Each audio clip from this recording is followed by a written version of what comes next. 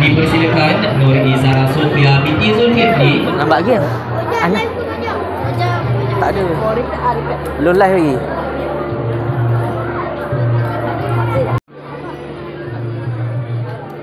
Baik. Apa cerita? Apa cerita? Terima kasih. Ini lagu sama? Ya? Anaknya. Ha? Anak.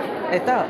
Di kedai. Ya Allah. Penjadian mereka sebagai permasa yang bersinar dalam kalangan Ada.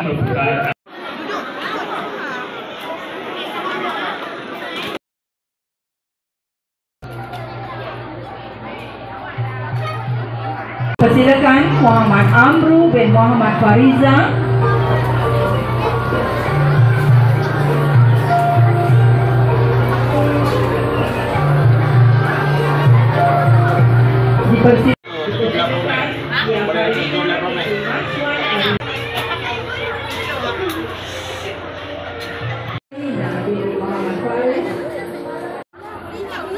Dipersilakan. Tengok sikit. Ini baby. Dia binti Nur Azam. Dipersilakan Raina Alia binti Nur Hisham.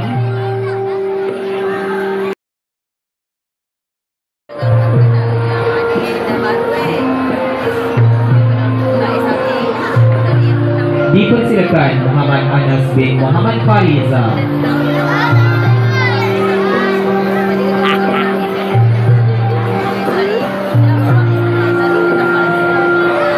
Dipersilakan Akil Qayyum bin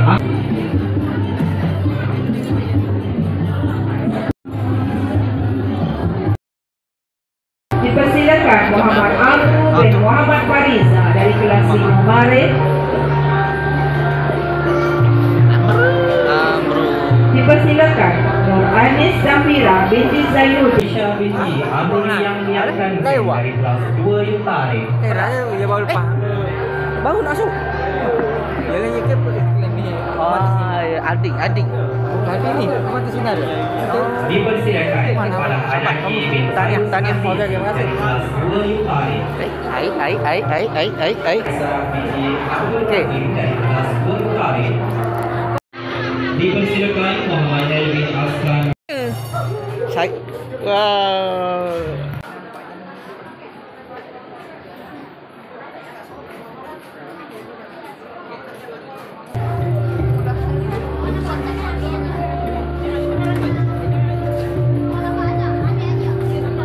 Kak Zara dia. Kak Zara dia tak balik lagi. Dipersilakan Ahmad Syamil bin Tunggulah dulu Kak Zara. Tunggulah dulu. Dah habis dah.